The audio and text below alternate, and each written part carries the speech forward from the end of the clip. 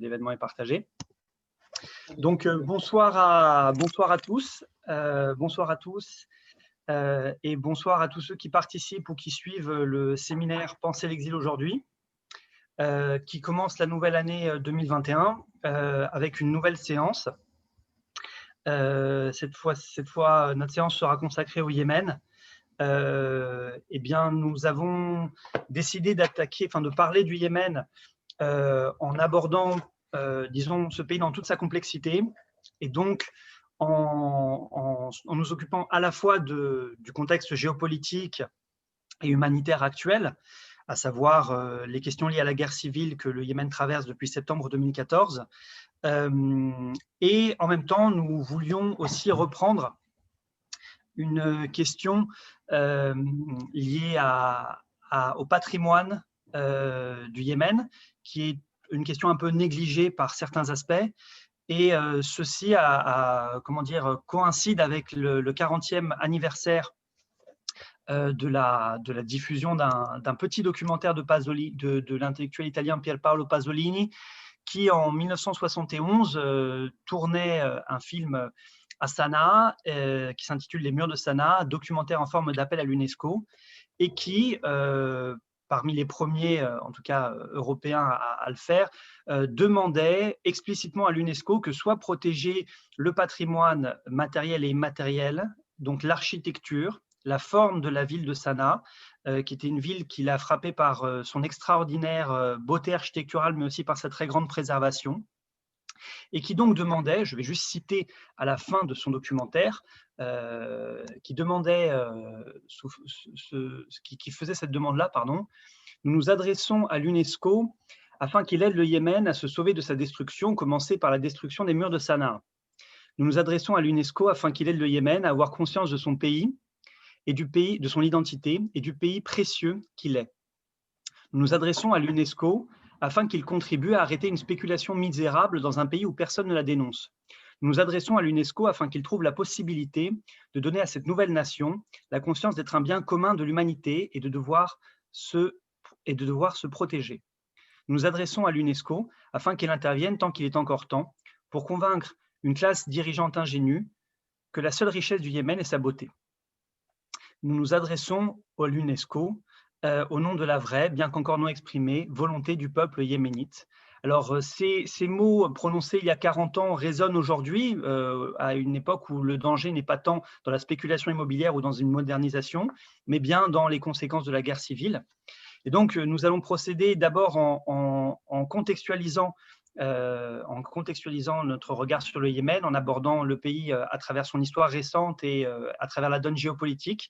C'est Laurent Bonnefoy, qui est expert du Yémen et auteur de plusieurs ouvrages à ce sujet, notamment Yémen, de l'Arabie heureuse à la guerre, publié en 2017, qui commencera son intervention. Merci Laurent Bonnefoy pour votre participation aujourd'hui. Et on est ravis de vous accueillir. Et ensuite, Sadek Al-Sar, ancien diplomate et président de l'association Salam for Yemen, qui œuvre depuis de nombreuses années pour diffuser la culture yéménite et la faire connaître en France. Récemment, Sadek Al-Sar, vous avez fait partie des 14, enfin Salam for Yemen a fait partie des 14 ONG qui demandent plus de transparence sur les ventes d'armes françaises et un changement de la politique de vente d'armes et de l'opacité dans ce domaine. Donc, on parlera aussi de cette question et pas seulement du patrimoine. Donc, merci à tous deux. Laurent Bonnefoy, on vous laisse commencer votre présentation sur le Yémen. Et merci à tous ceux qui nous suivent, en direct ou à l'intérieur du séminaire. Je précise juste que nous sommes en live Facebook. Donc voilà. Merci beaucoup. Bonsoir à toutes et à tous. Merci Nicolas d'organiser ce séminaire. Merci d'offrir à Sadek et moi-même l'occasion de parler du Yémen. C'est vrai que c'est un conflit, mais aussi une société dont on parle finalement assez peu et qui a tant à nous offrir, sans doute tant à nous apprendre. Et il était intéressant de commencer cette discussion avec la référence à Pasolini et puis à son film, qui a un côté très positif, important, mais qui dans le même temps souligne un certain nombre de limites auxquelles on va aussi tenter d'échapper. Et ces limites sont liées finalement à eh bien, une appréhension de la société yéménite à travers eh bien, autre chose que ses habitants. Et je pense que c'est important, et particulièrement quand on parle d'un conflit, particulièrement quand on parle du patrimoine, de bien remettre les habitants au cœur de nos préoccupations, parce que bah, d'une certaine manière, c'est aussi ce qui compte. Et ce n'est pas un patrimoine désincarné qu'on souhaite préserver, mais c'est bien un patrimoine vivant. Et ce qui caractérise le Yémen, et je pense que Sadek en parlera, c'est bien cette dimension pleinement vivante, le fait que Sanaa est certes une ville magnifique, avec une architecture merveilleuse, mais c'est surtout une ville qui continue à vivre, y compris dans le contexte de guerre. Et les maisons qui nous semblent tellement irréelles sont celles dans lesquelles eh bien, les habitants vivent, et les habitants de toutes les catégories sociales. Alors, il m'a été donné pour fonction en fait, de fournir peut-être un cadrage, je ne sais pas si c'est un cadrage géopolitique, mais un cadrage analytique, politique de ce qu'est le conflit aujourd'hui, pour ensuite évoluer vers ce qui constitue peut-être le cœur de notre discussion aujourd'hui. Il ne s'agit pas d'hierarchiser et de dire que eh bien, la préservation du patrimoine serait un objectif en tant que tel. Il est un objectif qu'on peut lier à d'autres enjeux, et qui sont des enjeux humanitaires. Alors, quand on essaie de fournir quelques clés de compréhension du Yémen, il me semble tout d'abord important de cadrer le conflit et de le lier à une forme de temporalité, et de comprendre que ce conflit-là a certes des racines historiques anciennes, mais si on regarde de façon plus immédiate, c'est finalement un conflit qui est directement lié à une transition politique qui a échoué, à un mouvement qui, en 2010-2011, avait généré énormément de sympathie, d'espoir, ce qu'on avait appelé les printemps arabes, et qui, au Yémen, a d'une certaine manière mal tourné. Alors, on pourrait disserter pendant des heures, essayer de comprendre pourquoi ça a mal tourné. Est-ce que c'est parce que c'était voué à l'échec? Est-ce que c'est parce qu'il y avait une absence de leadership, une absence d'alternative? Est-ce que c'est parce que l'ancien régime est resté tellement impliqué qu'il a été en mesure de gâcher le processus de transition? Est-ce que c'est le rôle des puissances environnantes, particulièrement des monarchies saoudiennes et émiraties, qui ont voulu gâcher un processus de transition qui pouvait aboutir à la démocratie? Il y a tout un tas de variables. Moi, la variable qui me semble la plus importante en premier lieu pour comprendre pourquoi une transition qui, en 2011-2012, s'est lancée et était marquée par un grand espoir, eh bien, elle s'est gâchée tout simplement parce qu'il y a eu finalement une rivalité entre les élites politiques yéménites qui s'est exprimée et qui a produit finalement ce gâchis, qui s'est appuyé sur des identités spécifiquement yéménites ou non, mais particulièrement sur l'identité zaïdite, qui est celle que valorise, et je dirais peut-être survalorise aujourd'hui le mouvement de rébellion qu'on appelle les Houthis, qui tiennent Sanaa. Bref, il y a toutes ces variables-là qui ont fait que la transition a échoué, et je dirais qu'il revient en premier lieu aux acteurs locaux, aux élites particulièrement. Elles peuvent être considérées comme les principales responsables de ce gâchis. Et ça a particulièrement été le cas avec l'ancien président, Ali Abdallah Saleh, qui donc a été déposé par un mouvement essentiellement pacifique en 2012. Il s'est retiré du pouvoir après près d'un an de soulèvement, dans le cadre d'un accord négocié. Ça, c'était intéressant. C'était aussi une source à l'époque d'enthousiasme ou d'optimisme. Et Ali Abdallah Saleh a réussi à continuer à exercer une forme de pouvoir et une capacité de nuisance importante. Mais je dirais que la marche vers la guerre, qui, elle, a commencé soit en septembre 2014, soit en mars 2015, selon où on se place, de quel côté, eh bien, cette marche vers la guerre,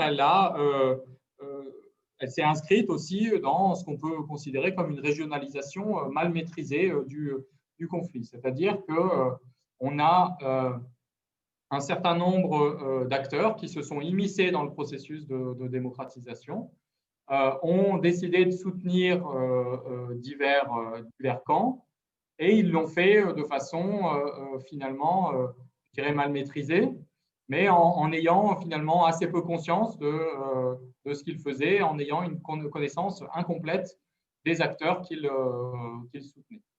Et c'est cette régionalisation mal maîtrisée qui constitue un niveau de complexité qui est extrêmement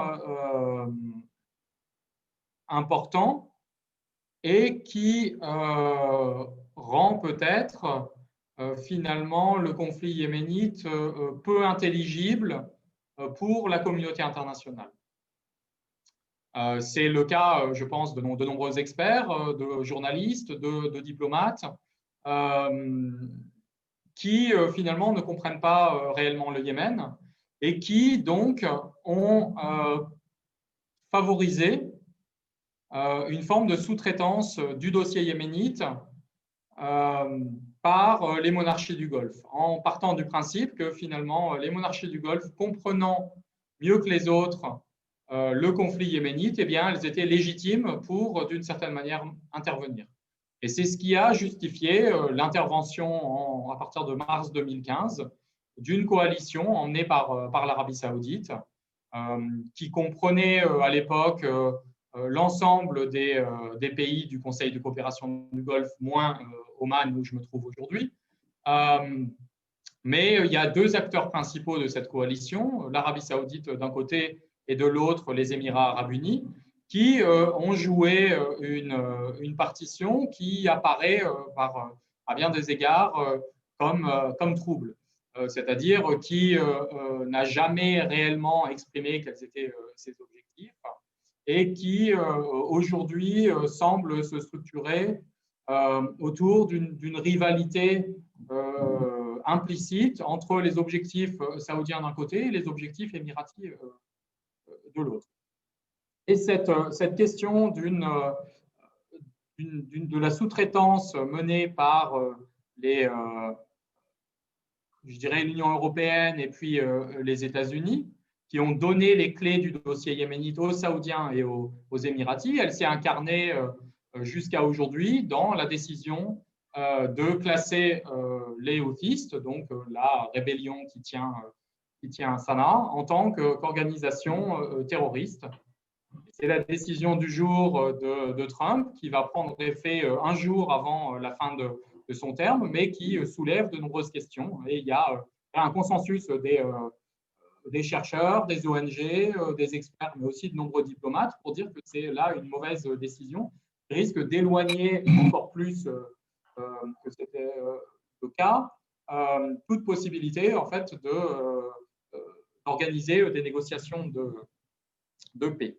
Et cette, je dirais, incapacité finalement des puissances à bien maîtriser et comprendre le dossier yéménite a un coût qui est extrêmement important. Le premier niveau, c'est celui évidemment du dossier humanitaire.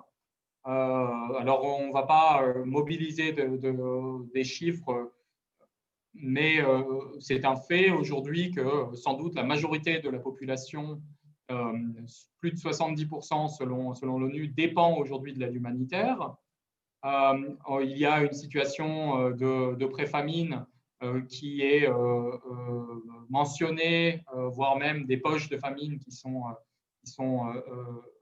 mises en avant par les différentes ONG, tant et si bien que depuis de nombreuses années, la communauté des ONG et puis les organisations liées à l'ONU déclarent que la crise au Yémen est la plus importante à l'échelle du monde.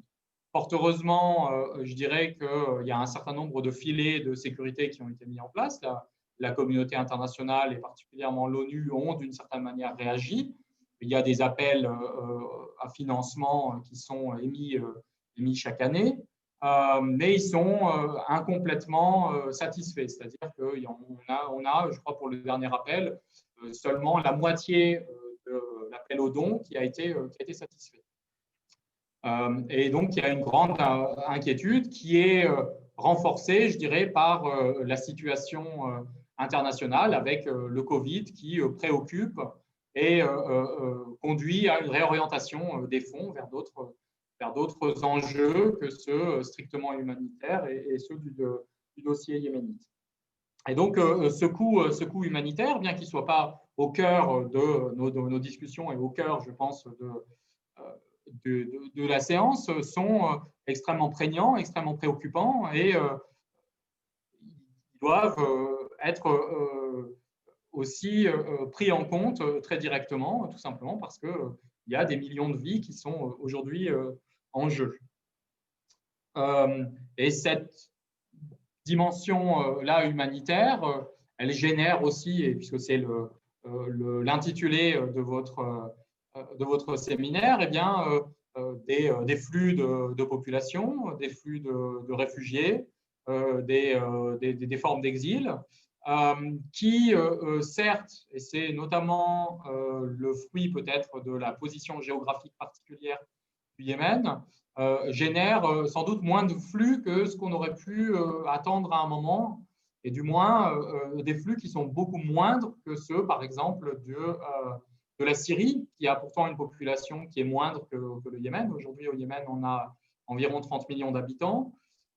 Il est estimé qu'on a 3 millions de déplacés en interne et autour de 500 000 réfugiés à l'extérieur du pays. Alors, les chiffres sont difficiles à maîtriser et à connaître, notamment parce que les pays voisins qui ont pu accueillir un certain nombre de réfugiés, et je pense à l'Arabie Saoudite et par exemple Oman et les Émirats, eh bien, ne sont pas signataires des conventions de Genève. Et donc, quand on voit les chiffres fournis par le HCR, on va trouver une bulle zéro, tout simplement parce qu'il n'y a pas de statut de réfugié qui est fourni de la même façon que dans d'autres pays.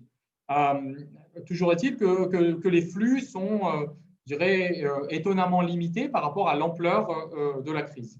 Et ça pose un certain nombre de questions qui sont liées, effectivement, comme je l'ai dit, la position géographique du Yémen, avec eh bien, les échappatoires qui sont limités, des pays voisins qui contrôlent leurs frontières, qui expulsent aussi vers un pays en guerre, et c'est le cas de l'Arabie Saoudite qui a modifié un certain nombre de lois concernant la présence d'étrangers, qui n'a pas hésité à donc renvoyer vers le Yémen des dizaines de milliers de travailleurs, dont un certain nombre auraient pu prétendre à un statut de réfugiés, considérant la situation de guerre. Il y a aussi une autre dimension qui interroge peut-être sur l'attachement des Yéménites à leur propre pays, et puis qui interroge aussi sur la structure du pays en lui-même, avec eh bien, une société rurale qui est toujours importante, et donc le fait que eh bien, les déplacements de population peuvent se faire vers les villages, et donc dans des zones qui sont peut-être moins concernées par les combats que les villes. Une autre dimension qui est importante quand on parle des effets de la guerre, c'est celui de la confessionnalisation. Le Yémen est caractérisé par la présence minorité religieuse spécifique qu'on appelle le zaïdisme. Alors, les zaïdites sont présents essentiellement dans le nord-ouest du pays, qui est la zone la plus peuplée. C'est une branche spécifique qui est souvent rattachée au chiisme. Et l'essentiel des élites politiques autour de Sanaa, la capitale, étaient zaïdites. Il y a eu un processus à partir des années 1960 que moi j'avais appelé une convergence des identités entre le zaïdisme, dont on estime environ un tiers de la population totale yéménite, entre 30 et 40%, je dirais, même si on n'a pas de recensement spécifique. Donc un processus de convergence du zaïdisme vers le sunnisme majoritaire. Et ce processus-là a engendré, à partir des années 80, une forme de résistance et ce qu'on a appelé un mouvement de renouveau du zaïdisme, qui s'est incarné pour l'essentiel dans des mouvements tout à fait pacifiques, mais qui a donné naissance et abouti, avec des péripéties très complexes, à la naissance de ce qu'on appelle la rébellion houtiste. Qui génère aussi une transformation de ce qu'est l'identité zaïdite, avec un rapprochement, d'une certaine manière, au moins symbolique, parfois sur le plan du dogme, avec le chiisme duodécimain iranien. Et ce qui se passe, c'est qu'on a eu tout un mécanisme alimenté par les houtistes eux-mêmes, mais aussi par les acteurs régionaux, mais aussi par l'État yéménite, qui a assigné, je dirais, les houtistes à une identité chiite et à un rapprochement avec l'Iran. Et les acteurs islamistes sunnites, les frères musulmans, des groupes salafis, ont d'une certaine manière aussi renvoyé les houtistes à cette identité zaïdite ou cette identité chiite. On a eu un mécanisme qui était jusqu'à présent largement inconnu au Yémen, de confessionnalisation, selon une logique qui est assez similaire à celle qu'on a pu voir se développer en Irak et puis en Syrie, avec finalement une dynamique qui est extrêmement préoccupante, parce que ces mécanismes de confessionnalisation et de rivalité sunnite-chiite, on sait comment on entre dans ces logiques, mais on ne sait pas comment on en sort. Et c'est extrêmement inquiétant, même s'il y a des résistances et un certain nombre d'intellectuels au Yémen qui tentent de résister justement à ce processus de confessionnalisation. Mais alimenté qu'il est, bien qu'indirectement, par notamment l'Arabie saoudite, eh bien, on se demande bien comment finalement la société yéménite va être affectée sur le long terme par cette logique-là. Et puis le dernier effet de ce conflit sur le Yémen, c'est celui de sa fragmentation. Le Yémen a une histoire qui elle-même est fragmentée. Alors, je ne sais pas si j'ai besoin de revenir dessus, mais dans les grandes lignes, il y a eu jusqu'en 1990 deux Yémen. L'un qui avait réussi à être pour l'essentiel à échapper à la colonisation, qui était le Yémen du Nord, qui avait la structure du pouvoir qui était, je dirais, endogène, marqué par le rôle joué par les élites zaïdites, et puis le Sud, qui lui a été colonisé par les Britanniques et qui a donné naissance dans les années 60, 70 à la seule république socialiste dans le monde arabe, donc ce qu'on appelait la République populaire et démocratique du Yémen du Sud, avec pour capitale Aden, qui avait, dans les années 70 et 90, des liens très établis avec tout un tas de mouvements de gauche ou d'extrême gauche, des figures, que ce soit liées à la résistance palestinienne ou bien à la fraction armée rouge japonaise ou à d'autres figures internationalistes. Et ces deux trajectoires, en fait, entre un nord non colonisé et puis un sud colonisés par les Britanniques, puis marqués par l'identité socialiste, ont ancré, je dirais, des identités qui sont très différentes. Alors, en 1990, il y a eu le projet d'unification qui a plus ou moins fonctionné, mais qui a été perçu par beaucoup d'habitants du Sud comme finalement un marché de dupes et qui aujourd'hui est énormément fragilisé. Alors, elle est fragilisée par des dynamiques internes que je viens de vous décrire, la perception des habitants du Sud ou de leaders du mouvement sudiste, mais qui aussi est alimentée par des logiques régionales et la guerre, particulièrement par la politique qui est menée par les Émirats arabes unis, qui, pour différentes raisons, dont certaines sont inavouées ou inavouables, mais qui considèrent que finalement leur intérêt réside dans une fragmentation du Yémen et une séparation entre le nord et le sud. Et cette dimension de fragmentation, elle est extrêmement ancrée et on se demande bien comment, d'une certaine manière, une alternative politique aujourd'hui parviendrait à recoller les morceaux. En tout état de cause, l'objectif officiel de la coalition, qui est de restaurer au pouvoir le président Hadi qui devait mener la transition, apparaît comme aujourd'hui totalement hors de propos. Alors, elle fonctionne comme une fiction, elle est encadrée et poussée par eh bien, les résolutions de l'ONU, mais la légitimité du pouvoir dit légitime est extrêmement mince. Il est d'un côté affaibli par eh bien, le poids politique des houthis, qui aujourd'hui sont décrits par les États-Unis comme un mouvement terroriste, ce qui est extrêmement problématique parce que eh bien, c'est un mouvement politique qui existe, avec lequel il va falloir continuer si une solution doit être trouvée à négocier. Et la classification en tant que terroriste constitue une limite évidente. Elle constitue une limite évidente aussi pour l'aide humanitaire. Et donc, le président Hadi est pris en sandwich, je dirais, par cette rébellion, ce mouvement qui a un ancrage politique extrêmement important, et de l'autre côté, le mouvement sudiste, qui prétend finalement retourner à la situation pré-1990 avec au moins deux Yémen. Donc le portrait que je viens d'esquisser là rapidement vous montre d'une certaine manière l'extrême complexité de ce conflit. C'est sans doute vrai pour des tas de conflits à travers le monde.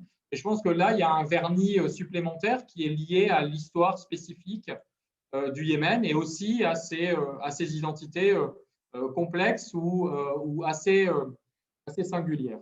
Et cette complexité, je pense qu'elle explique très largement le désintérêt des médias, le désintérêt de la communauté internationale au sens large pour ce dossier, pour ce conflit. Et à ceci s'ajoute, je pense, peut-être au sein du public, mais aussi au sein des décideurs, une forme de lassitude ou bien une banalisation des conflits. L'impression que ce qui se joue au Yémen, d'une part, c'est loin, mais d'une certaine manière, c'est assez banal, assez attendu. C'est dans la droite ligne de ce qui a pu se passer en Syrie. Et cette banalisation, je dirais, d'un conflit, elle est gênante d'une part parce qu'elle a un coût humanitaire évident. Plus la guerre dure, moins il y a plus finalement la destruction du Yémen devient inévitable. Et puis, elle a aussi un côté troublant, tout simplement parce que, eh bien, elle vient négliger ce qui constitue peut-être la richesse du pays, ce qui constitue, elle conduit à, d'une certaine manière, oublier combien le destin du Yémen doit nous être cher Et je pense aussi aux questions là de patrimoine. Il y a un patrimoine qui est à découvrir. Elle occulte finalement aussi un certain nombre des responsabilités qui sont les nôtres et qui sont liées peut-être à notre désintérêt qui est venu justifier ce que j'ai qualifié plutôt de sous-traitance, de laisser faire. On a considéré, parce qu'on s'est désintéressé du Yémen, que finalement l'Arabie saoudite, les Émirats arabes unis, qui ont chacun leurs intérêts propres et n'œuvrent clairement pas pour le bien-être des Yéménites, eh bien, savaient comment gérer ce dossier. Or, ils ne le savent pas et c'est bien le problème. Je vous remercie. Pardon, merci Laurent Bonnefoy. Merci Laurent Bonnefoy pour votre intervention. J'en profite pour voilà, pour faire une petite précision. On va d'abord donner la parole à Sadek Alsar pour approfondir un petit peu plus la question du patrimoine, suite à quoi on aura un moment d'échange avec les participants au séminaire et on approfondira un petit peu ce que vous avez dit, tant du point de vue voilà, géopolitique et historique en ce qui concerne le Yémen, tant la question du patrimoine. Donc Sadek Alsar, je vous donne la parole. Et on peut commencer un partage d'écran si vous voulez. Merci Nicolas. Vous m'entendez bien? Donc, merci aussi à Laurent qui nous a bien éclairé sur la situation géopolitique. Malheureusement, le Yémen aujourd'hui est d'actualité. Comme c'est le maillon faible, il est encore victime d'un cadeau empoisonné pour Biden de la part de Trump. Donc voilà, ça va compliquer la tâche des humanitaires qui ont déjà de mal à sauver des vies au Yémen à cause de l'embargo terrible. C'est un embargo qu'on parle peu, mais qui est vraiment criminel. C'est un embargo total, maritime, terrestre et aérien, donc notamment avec fermeture de ports et aéroports et surtout l'aéroport de Sanaa. Bref, ça peut-être qu'on va aborder tout ça plus tard. Quant à la question de la culture et les patrimoines yéménites, comme mon ami Laurent a dit, ça fait partie de l'identité yéménite. Et les Yéménites sont fiers. Je rajoute aussi, Laurent, c'est peut-être la modernité qui est arrivée tard au Yémen, peut-être aussi l'argent qui n'est pas collé à flot comme chez nos voisins, qui a préservé le patrimoine yéménite, certes, mais aussi cet attachement millénaire à l'architecture. Et on va le voir hein, quand on va développer les 3 périodes des richesses yéménites. Donc, on va commencer, si vous permettez, je vais montrer à nos amis où se trouve le Yémen pour ceux qui ne savent pas, mais aussi, c'est aussi pour ceux qui le voient aussi, ce dynamisme que le Yémen a joué pendant très longtemps entre l'Ouest et l'Est, l'Orient et l'Occident, et depuis plus de 3000 ans. Hein. Donc, je vais partager avec vous.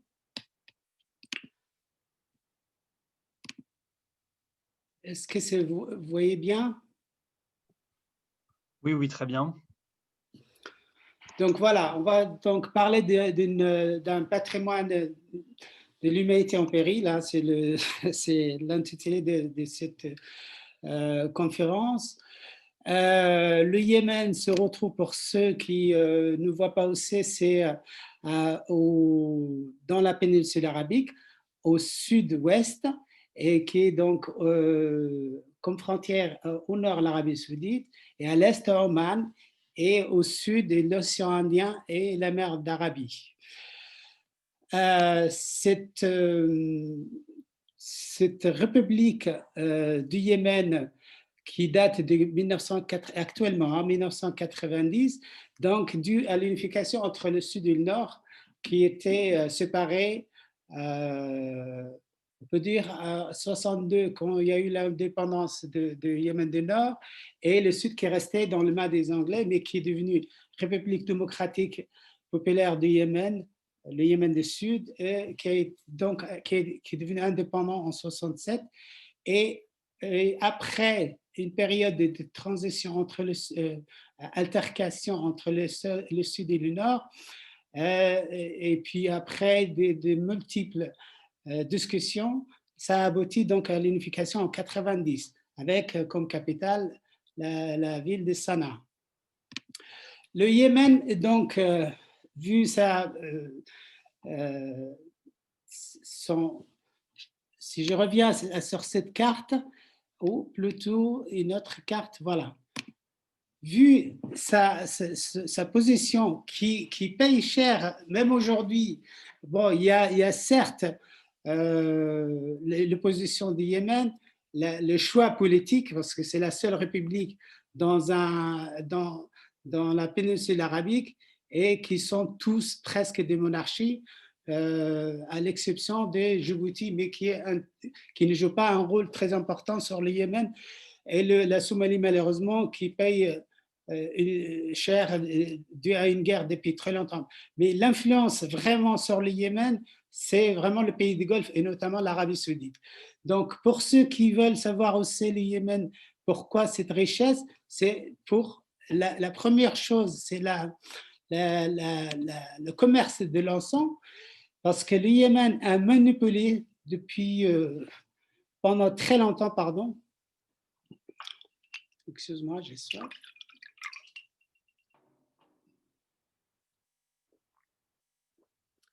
Le Yémen, pas seulement manipulé, mais aussi a préservé donc le commerce de l'encens pendant presque 1000 ans. Hein. Et donc, cette mine d'or qui a permis au Yémen de devenir un des pays les plus riches de la région, et qui a permis donc le Yémen à avoir des comptoirs pour vendre l'encens en Égypte, mais aussi on parle de Petra qui était sur la route de l'encens. Et suite à ça, le Yémen a su, comme non pas des sources d'eau, ont su maîtriser la gestion de l'eau. Donc, par la construction des barrages, des citernes, et dans la montagne et dans la plaine, et même au bord de désert. Et quand on parle de première œuvre dynamique dans l'humanité, on parle de l'ancien barrage de Mareb, qui se trouve donc à l'est. Mais eux aussi, comme le Yémen ont peuplé la région méridionale, qui se trouve au nord-ouest, et comme il y a très peu de terrains irrigables, ils ont su donc développer la culture en terrasse. Cette culture en terrasse qui est donc ajoutée à la richesse due au commerce de l'encens. Et il faut savoir, si on revient un peu historiquement, que l'encens était la colonne vertébrale de l'économie ancienne, comme aujourd'hui l'or noir, parce qu'il a été utilisé pendant très longtemps dans les temples égyptiens, grecs, romains et les autres civilisations, et notamment les Perses, et on parle même jusqu'en Chine. On parle qu'il y a des comptoirs des commerce de l'encens jusqu'en Chine. Donc, cette résine qui a été pas seulement produite, mais aussi commercialisée par les Yéménites, a donné une richesse incroyable, et qu'on va voir dans la variété de types d'architecture. Et pourquoi les types d'architecture? Parce que certainement, il y a eu d'autres forces, que ce soit dans l'écriture, que ce soit dans la sculpture, mais l'architecture est vraiment l'unique force de cette et richesse de ces trois civilisations qui se sont succédées. je parle pas des civilisations, mais des 3 périodes. La première période, c'est l'encens. La deuxième, c'est le commerce des épices. Et la troisième, le café. Et pareil, à chaque période, le Yémen pas seulement produit, mais aussi commercialise. Donc, si on parle de l'encens, c'est 1000 ans avant Jésus-Christ jusqu'à l'arrivée des chrétientés puis l'islam, qui ont beaucoup moins utilisé l'encens dans leur temple. Donc, c'était le déclin de la civilisation ou du royaume yéménite qui commence par le royaume de Saba 1500 avant Jésus-Christ et qui va jusqu'à Himyar, on parle de 525 après Jésus-Christ. Et puis après l'avènement de l'islam et les Yéménites qui s'enrôlent dans l'islam et qui vont donc en conquête avec l'armée des califats.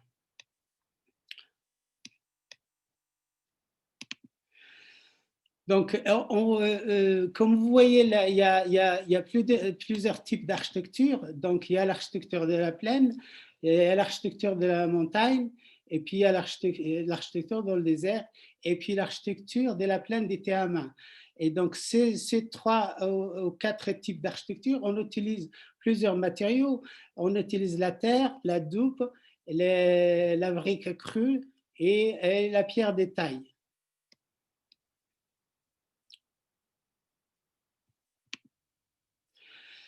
Et ces variétés d'architecture et puis la maîtrise donc des matériaux pour construire ont donné à 3 villes qui sont classées patrimoine mondial, et notamment la ville de Sanaa et Shibam, qui sont donc Sanaa qui a été classée en 82 et puis Shibam qui a suivi en 86.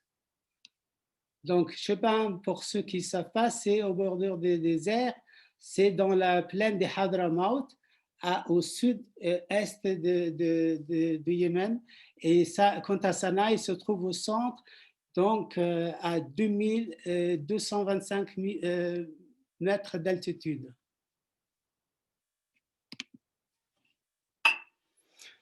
Donc, si on parle de Shibam, ou surnommé la Manhattan désert, c'est vraiment la première gratte-ciel au monde. Pourquoi on l'a nommé le Manhattan désert? Parce que les maisons montent jusqu'à 10, voire 11 étages. Et c'est de l'adobe ou de la brique crue. Donc, c'est une merveille, pas à l'échelle du Yémen, mais aussi à l'échelle de l'humanité. Quant à Sanaa, qui se trouve donc au centre, est dû à l'altitude, mais comme il se trouve sur une plaine, on a utilisé donc la brique cuite. C'est parmi les seuls au Yémen, à part Zabid aussi, qui utilise beaucoup les briques parce que par souci de préserver donc les terres irrigables, et donc il fabriquait donc en terre pour aussi des questions climatiques. Et à mon avis, c'est aussi pour des raisons d'isolation acoustique et thermique à Sanaa. Et ça, il faudrait qu'un jour on en développe tout ça, mais les Yéménites, ils étaient très forts dans l'utilisation de matériaux, mais aussi dans les systèmes d'isolation thermique, acoustique, et puis aussi division de l'espace, etc. La troisième ville qui est donc sur la liste du patrimoine mondial, c'est Zabid. Et Zabid, c'est la ville où on a inventé l'algèbre au XVe siècle. Et comme à Sanaa, vous voyez l'architecture des Zabid, il est aussi en briques, mais c'est plutôt une architecture de type méditerranéenne, parce que l'architecture du Yémen est caractérisée donc par l'altitude. À part Zabid et la plaine de Théama, c'est vraiment une architecture autour d'un patio, donc comme on trouve ça au Maroc et en Afrique du Nord. Et aussi, on utilise beaucoup la peinture blanche parce qu'on se trouve ici dans la plaine des Tehama qui est très, très chaud. La température peut atteindre 40 degrés. L'architecture et puis la décoration intérieure, on utilise beaucoup le guss ou le stuc et pour rafraîchir, mais aussi pour des raisons religieuses. Donc, parce que parmi les théories pourquoi les Yéménites ont se relevé leur architecture, parce que c'est vrai que même à Sanaa et aussi à la montagne, on se retrouve ici de maisons au moyen de 4 à 5 étages. Donc, parce que pour plusieurs raisons. La première, économique, la deuxième, défensif, la troisième, se rapprocher des dieux, parce que les anciens Yéménites adoraient donc le soleil et la lune. Et là, on est donc à l'intérieur d'un mafrage qui se trouve toujours, donc le mafrage, l'accueil ou le séjour ou les salons, se trouve toujours au dernier étage pour honorer l'invité et puis aussi pour se rapprocher des dieux. Donc, ce patrimoine aujourd'hui, malheureusement, est en péril parce qu'à cause de la guerre, mais aussi à cause de la présence de mouvements djihadistes et aussi le menace, le pillage à cause de la guerre, mais aussi parce que c'est la plupart de l'antiquité ou du patrimoine matériel yéménite se trouve toujours au bord du désert avec la frontière de l'Arabie Saoudite qui n'a jamais été stable, cette région, pour plusieurs raisons. Premièrement, parce qu'il a échappé donc à l'État pendant très longtemps, et puis aussi l'influence de l'Arabie Saoudite sur les tribus qui donc essayaient de déstabiliser la République qui a toujours enquiquiné nos voisins saoudiens, comme je disais, parce que c'était la seule république et qui a donc perduré jusqu'à 90. Et en plus, il y a eu l'unification. À nouveau, ils ont essayé de déstabiliser le Yémen. Et puis après l'avènement des printemps arabes, qui a certes échoué, mais qui a au début donc gagné avec la démission de Saleh. Et puis après, les élections d'Abdrabbo pour 2 ans, mais malheureusement qui est resté 1 an. Mais à mon avis, l'initiative des pays du Golfe au Yémen a joué tort donc pour déstabiliser la transition ou la transition pacifique de ce qu'on appelle le printemps yéménite. Donc malheureusement, ces patrimoines aujourd'hui en péril et donc mais personne ne fait rien parce que le Yémen, comme je disais tout à l'heure, est le maillon faible et ça n'intéresse personne pour plusieurs raisons. D'abord parce qu'on ne veut pas fâcher l'Arabie Saoudite et les Émirats arabes unis parce qu'avec eux, on traite beaucoup. Et donc, et puis aussi parce que beaucoup de pays se sentent coupables et ne veulent pas parler de cette... il y a 2 choses qu'on ne parle pas du Yémen. Il y a aussi les patrimoines qu'on détruit, c'est patrimoine qui appartient à l'humanité, mais aussi, comme Laurent parlait, pas les migrés, réfugiés. Les réfugiés, il faut rajouter, Laurent, l'embargo terrible. Donc, les Yéménites ne peuvent plus voyager. Donc, il n'y a plus d'ambassade, mais aussi il n'y a plus de frontières qui sont ouvertes. Et puis, même au début, quand les Yéménites ont essayé de prendre la mer, la coalition saoudienne a bombardé les bateaux. Donc, on est face à plusieurs facteurs qui empêchent donc les Yéménites de partir comme les Syriens ou les autres peuples sur terre. Et donc, mais il y a aussi un autre embargo. C'est pour ça qu'on ne parle pas aussi beaucoup de cet acharnement sur le patrimoine yéménite de la part des pays de Golfe, et notamment l'Arabie Saoudite et les Émirats arabes unis. C'est bizarre pour les Émirats arabes unis parce qu'ils veulent se créer une identité culturelle, ils se donnent beaucoup pour la culture. Ils ont même ouvert un musée du Louvre. Mais quant à l'Arabie saoudite, on sait bien qu'ils ont toujours été contre la culture. C'est pour ça qu'on les a appelés Daesh les Blancs, en comparaison à Daesh les Noirs, donc Al-Qaïda. Mais aussi, donc il y a un embargo physique, géographique sur le Yémen, mais il y a aussi un embargo médiatique. Et pareil, on ne parle pas beaucoup donc ni de cet acharnement, mais non plus des méfaits de l'embargo terrible sur le Yémen et le résultat ou le méfait de cet embargo sur la population. Donc, on se trouve aujourd'hui à 260 000 morts, non, 233 000 morts d'après les Nations Unies, mais il faut savoir qu'on ne compte plus les morts depuis 2016 pour ne pas fâcher l'Arabie saoudite. Et on parle de 3 millions de déplacés à l'intérieur du Yémen. Comme disait Laurent, 500 000 à l'extérieur, mais uniquement en Égypte, il y a 1 million. Donc, on ne compte plus non plus. Et les Yéménites réfugiés en Arabie saoudite, ils ne comptent pas.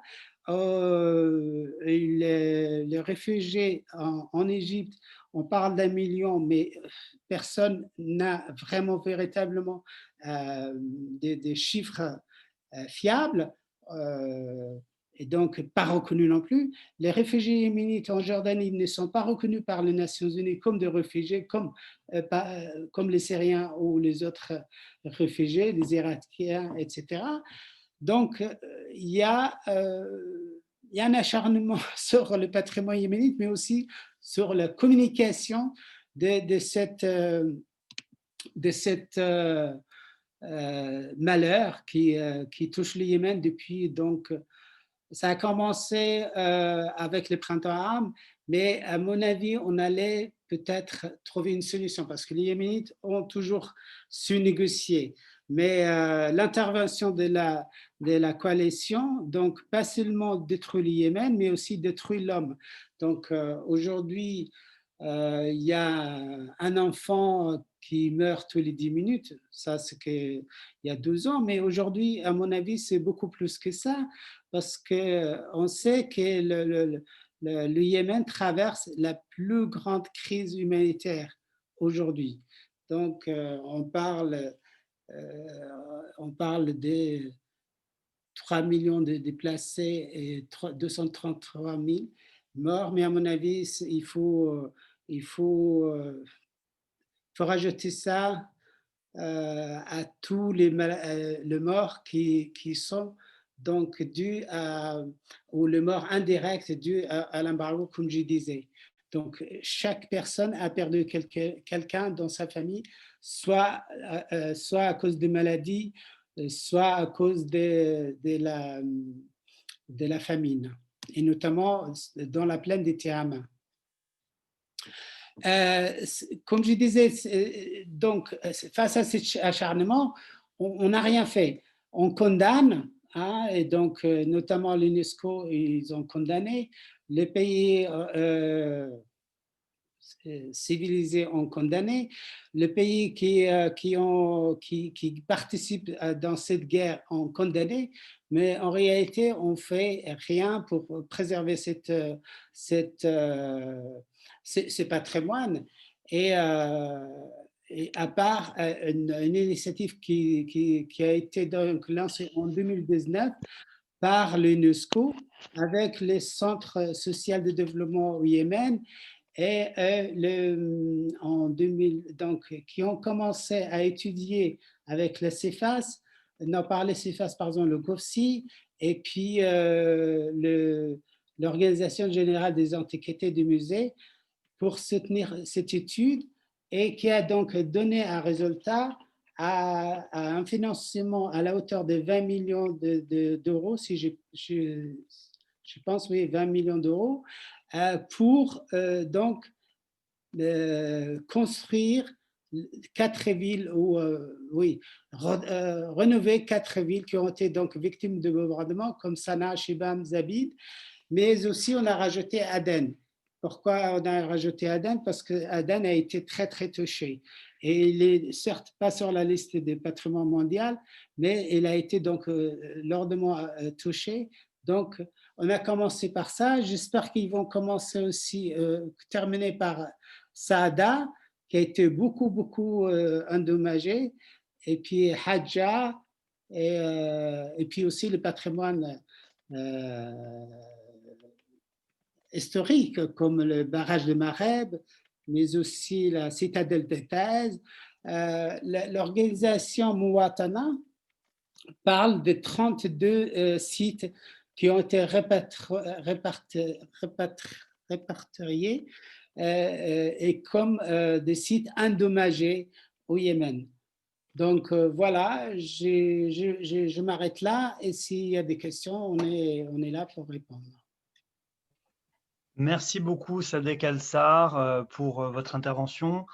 Est-ce qu'on peut juste revoir les… Je crois que c'était Shibam, vous avez montré une ville, la Manhattan du désert, non, les gratte-ciels du désert, c'était très impressionnant comme image. Non, un peu plus bas. Ah oui, voilà, c'est ça. Ça pour le coup, cette image, elle est incroyable. Ouais. Oui, donc merci pour cet aperçu du patrimoine yéménite et des différentes techniques de construction, de la manière dont elles se sont adaptées pendant des siècles, des millénaires à leur environnement, et aussi pour avoir rappelé que le Yémen est un pays qui a toujours joué un rôle central en termes d'échanges culturels et qui a été une plaque tournante pour différents types de commerces, dont l'encens notamment.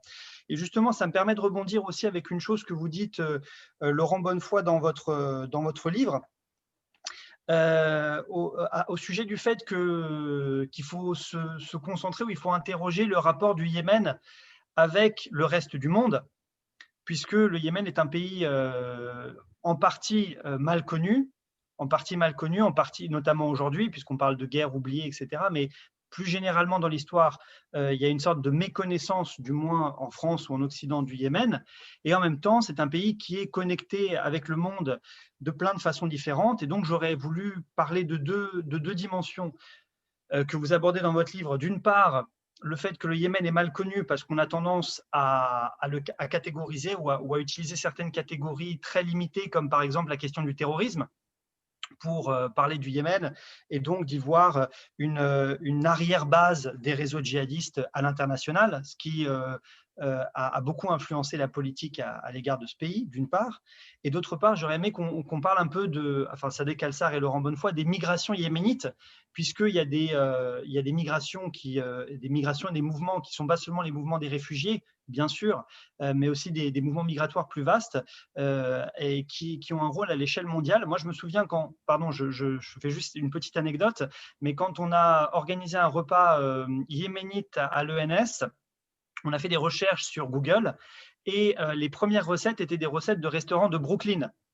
Parce qu'il y a une très forte communauté yéménite et juive yéménite à Brooklyn, et les recettes étaient en anglais. Donc, les principales recettes qu'on a trouvées étaient de restaurants de la cuisine du Yémen, étaient des recettes de restaurants new-yorkais. Donc, c'est pour dire à quel point on peut trouver des connexions complètement inattendues. Et vous parliez de l'embargo Sadek Alsar, et je lisais justement que l'embargo décidé par Donald Trump a été dénoncé par la YAMA, qui est la Yemeni American Merchants Association. Et en fait, ce sont tous les délits, notamment les délits new-yorkais, il y en a plus de 5000. Il y a énormément de commerçants yéménites qui vivent à New York, voilà, dans des épiceries, etc., qui dénonçaient cet accord et ses conséquences dramatiques pour la diaspora yéménite à l'étranger. Donc voilà, j'aurais voulu revenir un petit peu sur, d'une part, les catégories dont on se sert pour parler du Yémen, et notamment la question géopolitique, le terrorisme, et d'autre part sur les migrations yéménites et la présence des Yéménites à l'étranger. Oui, je vais commencer, puis Sadek pourra peut-être compléter s'il en a envie. Alors, c'est des vastes questions. L'intégration en fait du Yémen dans les enjeux, comme pour tout vieux pays, elle a été effectivement multiforme, et elle révèle des choses qui sont absolument fascinantes, et des anecdotes concernant le pays et les rapports avec le vaste monde. signale qu'en fait, c'est un pays qui s'est intégré dans des échanges et dans des flux dits mondialisés il y a très longtemps. Et quand on parle des migrations, il faut toujours se souvenir que l'essentiel des flux est ce qu'on qualifie de sud-sud.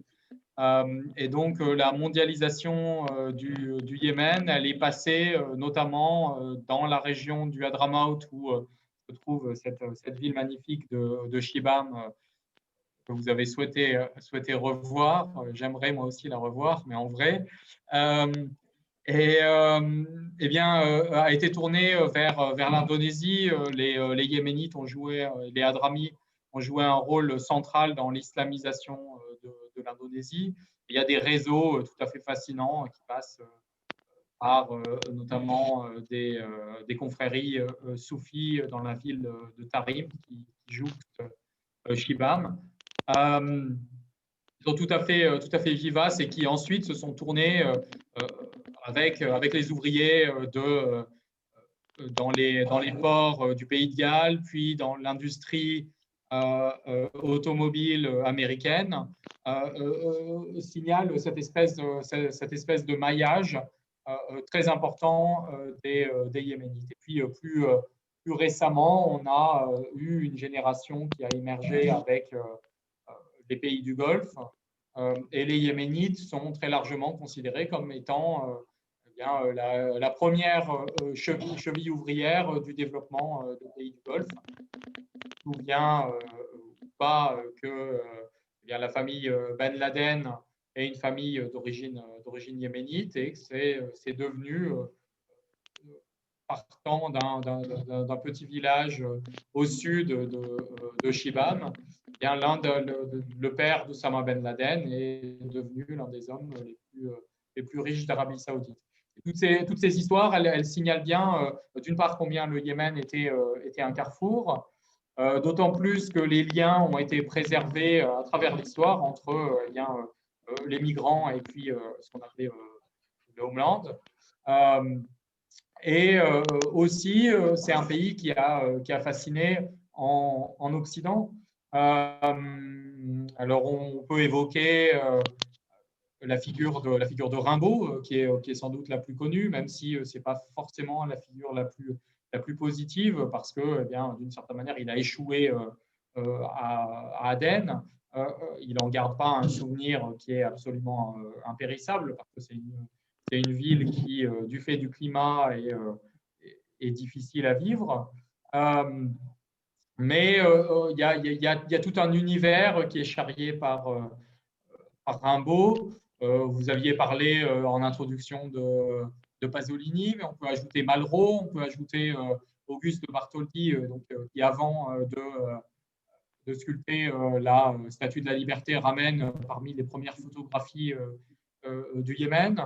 Il y a tout un tas de figures comme ça qui montrent que le Yémen, y compris dans l'imaginaire intellectuel européen, n'est pas un pays anodin. Et puis, je parlerai peut-être aussi de la reine de Saba, dont on n'a pas une preuve de l'existence historique, mais il y a une réalité qui s'appelle les royaumes de Saba, qui sont étudiés à travers une écriture, notamment à travers une architecture aussi, qui signale cet ancrage du pays dans l'histoire et qui fait que le Yémen n'est pas n'importe quel pays malgré tout. Et ce qui est important, et je pense que qu'a pu pointer Sadek, c'est combien ce patrimoine est riche, mais dans le même temps, il est inconnu et encore incomplètement découvert. Alors pour les archéologues, qu'ils soient yéménites ou bien étrangers, le Yémen est un pays d'une richesse extrême. Il y a, je dirais, des découvertes à faire qui sont, je dirais pas quotidiennes, mais qui sont réelles. Et le sentiment que génère cette guerre, le sentiment que génère aussi l'effondrement des institutions étatiques qui favorise les pillages qui favorisent les trafics d'antiquités, eh bien, laisse le sentiment d'un immense gâchis. C'est-à-dire que toutes les connaissances sur l'histoire de l'humanité semblent finalement être réduites en poussière. Et c'est pourquoi, eh bien, parallèlement à tous les enjeux humanitaires dont on a pu parler, eh bien, l'enjeu propre au patrimoine yéménite, à l'architecture et à sa capacité à continuer à vivre, eh bien, est extrêmement attristant, préoccupant et oui, déprimant.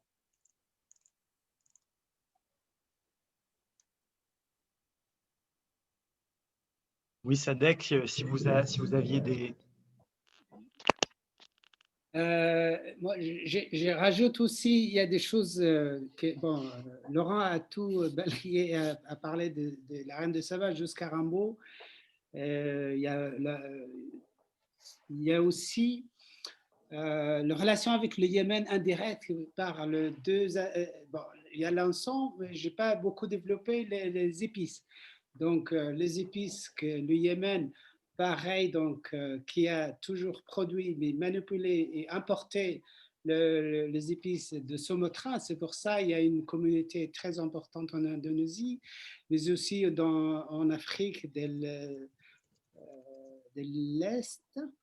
Non, si, de l'Est et puis aussi dans toute la Corne d'Afrique.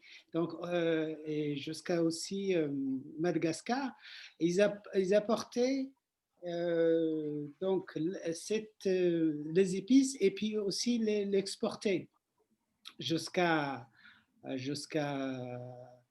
Venise et puis arriver jusqu'en Europe. Et c'est pour ça, avec la découverte de nouveaux mondes, c'était au départ pour contourner ou arrêter ou prendre le monopole du commerce de l'encens aux Yéménites. Et c'est avec le savoir-faire du Yéménite, mais aussi la découverte de l'astrolabe, ont donc aidé Vasco de Gama et puis les autres comme Enrique et puis, non, j'oublie son nom, Emmerich, pardon, Emmerich quelque chose, et puis Christophe Colomb a découvert le Nouveau Monde parce qu'il cherchait la source des épices. Et puis après, le café qui est venu certes via les Ottomans, mais c'est quand même mocha. Donc, à mon avis, dans l'imaginaire collectif, en France notamment, c'est voilà, mocha, arabica. Donc, et puis aussi, historiquement, la présence de la communauté yéménite qui a joué un rôle très, très important dans la conquête arabe, que ce soit en Afrique du Nord, mais aussi en Espagne, qui ont emporté avec eux leur savoir-faire, et notamment dans le système d'irrigation et l'architecture. Hein, quand on voit l'architecture des Abides et l'architecture de l'Afrique du Nord et puis de l'Andalousie, on ne peut pas s'empêcher de faire le parallèle et le lien.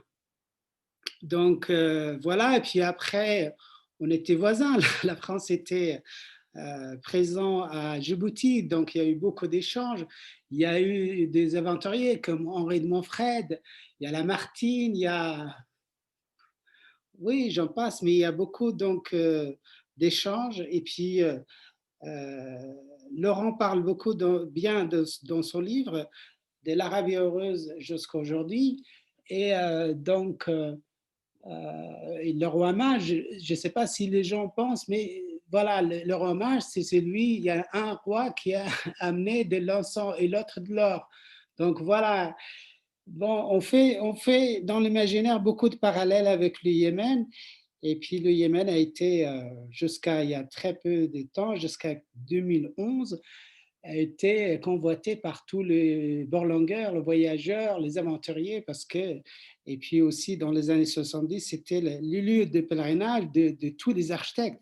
Il y a beaucoup d'architectes qui se sont inspirés de l'architecture yéménite. On n'a pas eu, enfin, il faudrait un jour qu'on se donne l'occasion de parler de l'architecture yéménite, mais c'est une architecture très riche, très développée, hein, et donc qui a touché tout l'aspect dont on parle aujourd'hui, l'aspect moderne. Si on parle d'isolation thermique, acoustique, le yéménite l'ont utilisé depuis très longtemps.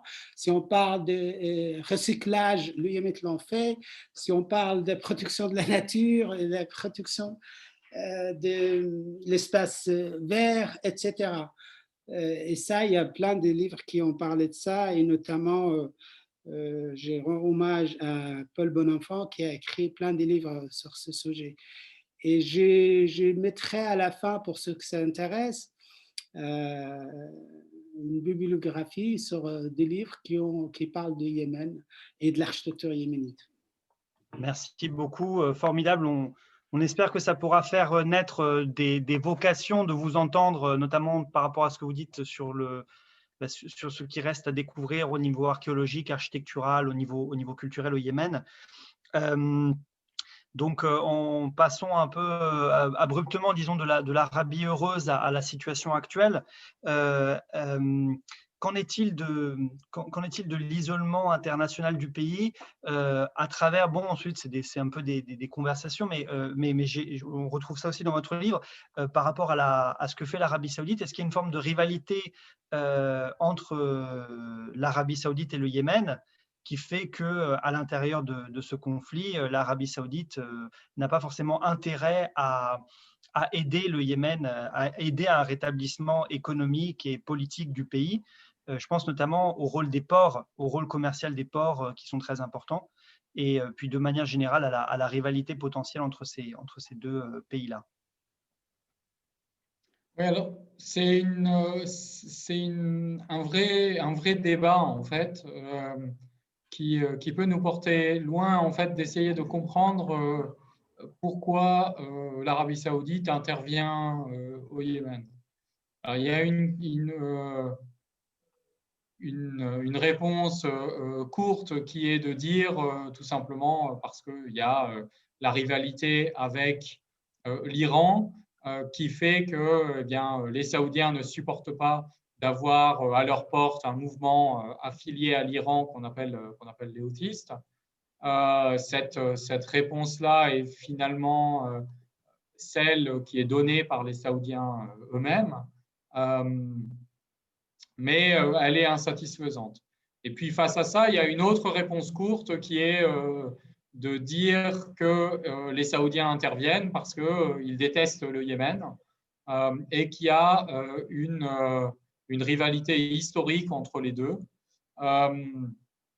Et ce qui les conduirait d'une certaine manière à être jaloux, jaloux particulièrement du patrimoine, voire même que ce patrimoine les heurterait dans leurs convictions religieuses, avec une référence au wahhabisme ou au salafisme qui, effectivement, historiquement, a conduit à la destruction d'une partie significative du patrimoine saoudien. On n'a qu'à regarder assez récemment combien le patrimoine historique de la Mecque a été balayé pour construire des tours énormes qui sont en elles-mêmes, je dirais, une insulte à la religion, on pourrait dire. Si vous avez vu des photos de tours qui font plusieurs centaines de mètres et qui donnent le sentiment que la Kaaba au cœur de la grande mosquée n'est qu'un petit cube, tout ça pour construire des hôtels avec des chambres qui valent des suites qui valent plusieurs dizaines de milliers de dollars la nuit.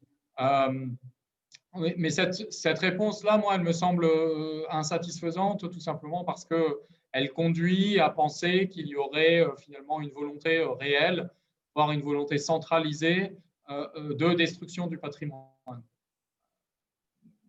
Alors, je ne nie pas qu'il y ait des mécanismes inconscients ou plus ou moins conscients qui conduisent à mépriser le Yémen, mépriser le patrimoine. Et je pense qu'on a avant tout affaire à finalement une forme d'inconséquence, un manque de connaissances qui eh bien, conduit finalement